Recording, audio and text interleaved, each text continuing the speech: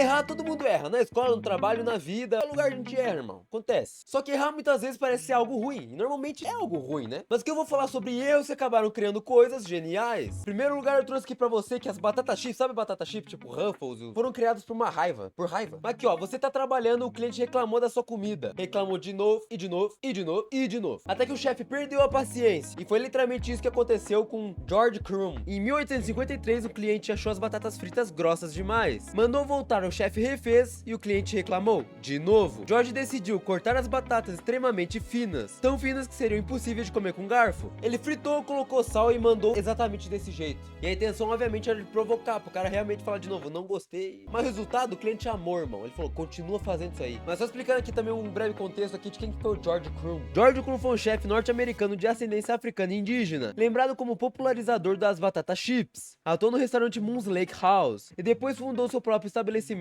o Crumb's Place. Mas antes aqui de ir pro nosso segundo lugar, tem que mostrar uma coisa pra vocês. O editor vai resgatar aqui no vídeo passado, ou retrasado, não me lembro agora. Ele fez isso aqui me botando a camiseta do Grêmio. Aí assim, eu fiz uma coisa aqui pro editor, que o editor é Atlético Paranaense, ele é Atlético Paranaense, atleticano, né? Fiz uma coisa aqui, rapaziadinha, pro editor, que ele é Atlético Paranaense, então eu botei isso aqui pro editor, ó. Eu acho que ele gostou bastante quando... É, editor, tu criou uma guerra, meu rei.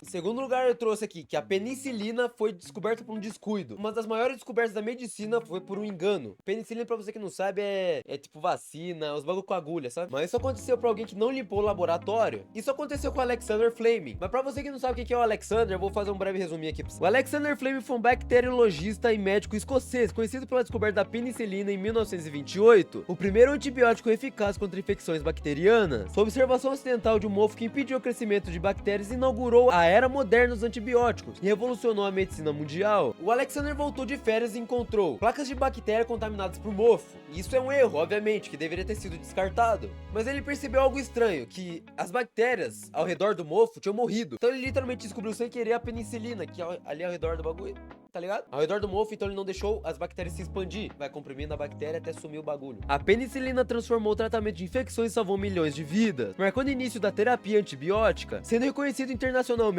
e homenageado pelas universidades e instituições médicas. Em terceiro lugar, eu trouxe que o micro-ondas nasceu por causa de uma barra de chocolate. Eu não tô mentindo. Agora pensa aqui, uma coisa que você tá trabalhando, naturalmente, sua barra de chocolate derreteu no bolso, obviamente. Ele botou ali no bolso e derreteu por calor. Isso aconteceu com o Percy Spencer. Percy foi engenheiro e inventor norte-americano conhecido por descobrir o princípio de aquecimento por micro-ondas e criar o primeiro forno de micro-ondas. Autodidata e funcionário de carreira longa na empresa de Raytheon, tornou-se um dos inventores industriais mais influentes no século XX. Eu tinha falado aqui, né, sobre chocolate no bolso, ali tinha derretido. Então aqui vamos pra historinha. Ele curioso, né, encucado que a barra tinha derretido, e desse jeito ele percebeu o potencial culinário do micro-ondas. Então ele projetou assim uma caixa metálica, que conhecemos hoje por micro-ondas. Uma caixa metálica que, né, contém radiação e aquece os alimentos por causa da... Você não entendeu, cara. O equipamento inicial era grande e caro, mas isso abriu, obviamente, portas pra gente fazer de outros jeitos, maneiras, e estar como é que tá hoje. Então, pra quarto lugar, eu trouxe que o raio-x, sabe o raio-x? O raio-x foi descoberto por acidente. Essa tecnologia mudou a medicina, isso todo mundo sabe. Mas ela foi uma descoberta de 1895. Nossa, pra eu falar o nome dele pra vocês vai ser foda. Wilhelm Röntgen.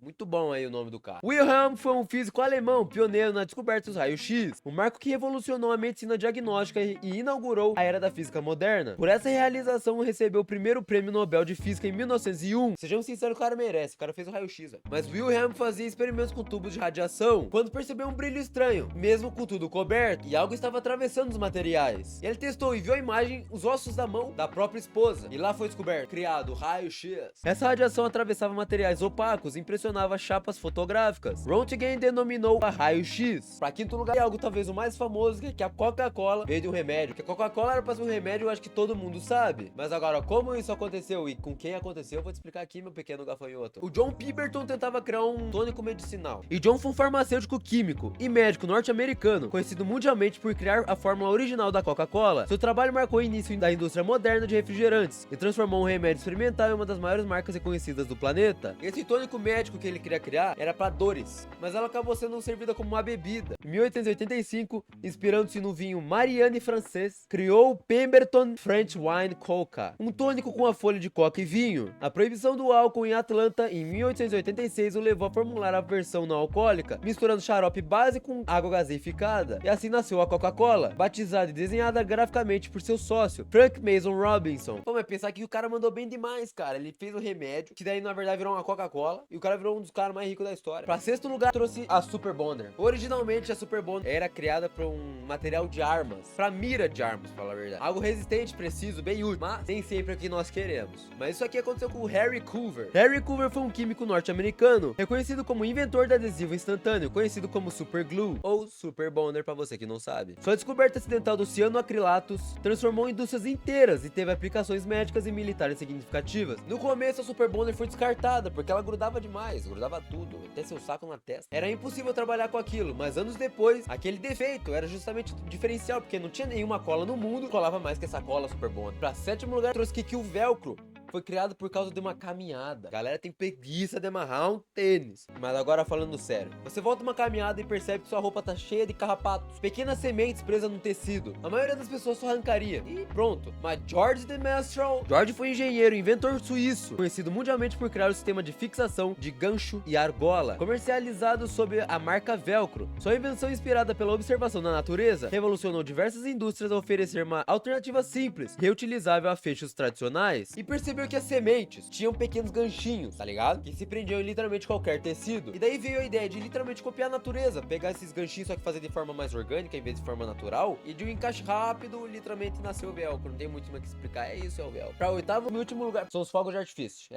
Meu amigo. Mas agora é algo bizarro que eu vou falar. Estavam tentando descobrir o segredo da imortalidade, e sem querer criar algo explosivo. Mas sim, isso aconteceu na China antiga. Alquimistas tentavam misturar substâncias pra criar um chá, o bagulho da imortalidade. Mas ao invés disso, misturaram carvão, enxofre e salitre. Resultado, BUM! Eles tinham criado a pólvora e ao mesmo tempo, aquilo passou a ser usado em celebrações, ano novo, festa, criando sim, assim, os fogos de artifício. E não tem como eu explicar qual pessoa foi que criou, porque foi alquimistas, irmão. Mas enfim, se você gostou desse vídeo, se inscreve no canal, deixa o seu like, compartilha. E é isso. Tamo junto, família.